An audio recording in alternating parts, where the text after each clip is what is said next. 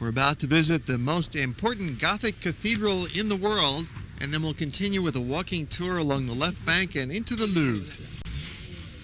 It's a great chance for the students to get off the bus and do some walking through the city streets. This is the best way to get to know a place, and here we've got total immersion. All right, so this is the oldest church we have in Paris.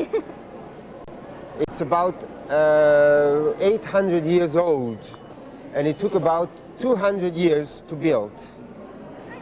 The name of the church is Notre Dame, Our Lady, and it has a very specific style called Gothic style, which is a very new style at the time and very impressive style. When we look at this church, we see how tall, how big it is, how long it is. Look at that rose window. Isn't it beautiful? Look at the colors there, you see? On top. The only place where there were images, beautiful images and beautiful rose windows was Notre Dame. And they came here and they saw so many beautiful things. I have a question for you. If I asked you who made that bridge, could anyone answer me? Notre Dame. So someone whose name starts with N. Napoleon. Yes, very well. All right, Napoleon. How long ago was the city founded? 20 centuries, that's correct. 20 centuries. We have a good answer here. 20 centuries. Paris was founded 20 centuries ago. And where was it founded? Here, on that island, called l'île de la Cité, City Island, all right?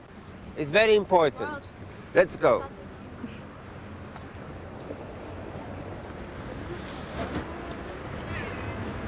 Have you ever heard of a man called Yves Montand? No. Well, he's one of the great French actors. Now he's dead.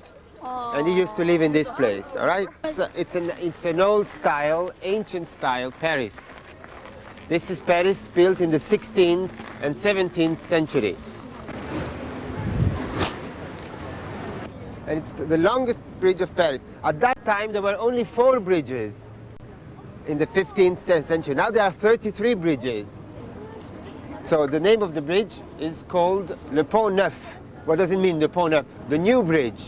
Okay, new bridge. Now, how come this bridge is called the new bridge if it was built in 1600 and something, in 1578? Because at that time it was new. Okay, let's go on. This, you have to know, it's the longest bridge in Paris. Okay, so what do they sell here? Essentially, old books that you cannot buy in bookshops. Why can't you buy them in the bookshops? They're too old and you won't find them anymore, all right? What kind of books are there? Mainly history. French love history, but they really like history books. Bookinist, and of course they sell other things too, which you can see. But mainly we have to say books about history.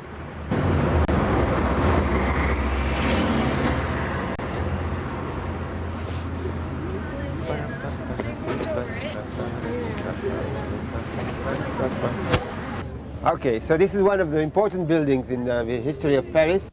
It was built in the 17th century at the time of the Sun King, Louis le Grand.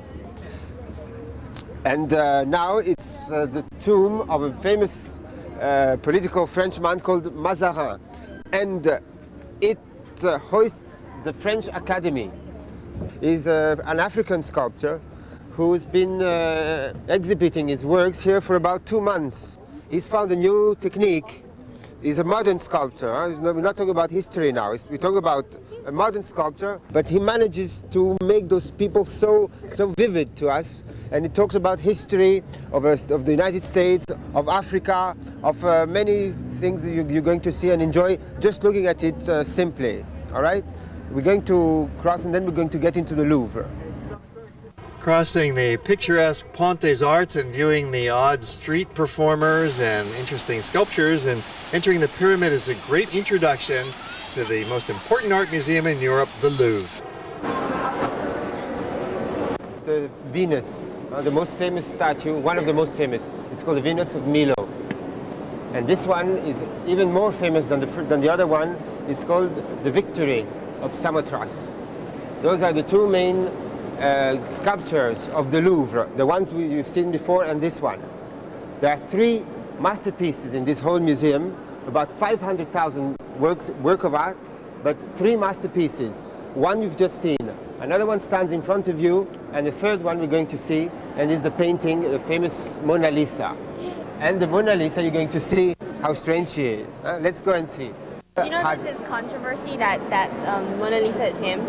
Right. Because then if they do the computer thing Right, and they back exactly. it up. And It's correct. What you said is that he painted himself a little bit, a little bit. And part of the smile is about someone who looks and thinks, well, there is a big difference between what you see and what I am. And you don't even know, and you don't even start to understand how much different there is. Leonardo is a very aristocratic man, you see, and he makes a difference between the perfect beauty and the universal beauty. For him, this is universal. He takes the best of man and woman, and he makes it together to form what this earth has given of most refined. He's telling us the history of man and the history of the process of refinement of man.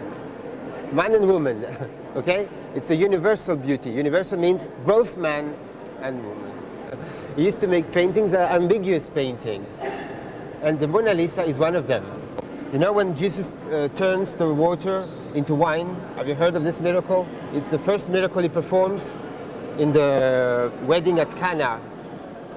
Okay, this is the scene he's portraying here. She's telling her son, look, there's no wine. Hey, do something.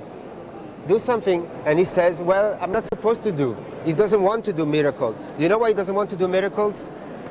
Because he knows that when he starts doing miracles, then the trouble begins for him. He knows that from that moment on, he's going to start suffering. There are miles of galleries here in the Louvre, so we're picking the most interesting things to see, including the French crown jewels.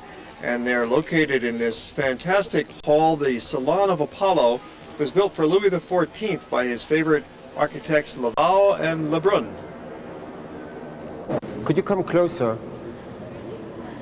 It's the three graces. What's the name of the goddess of beauty? Venus. Of course, she's always in the center, but then there are two more on her side.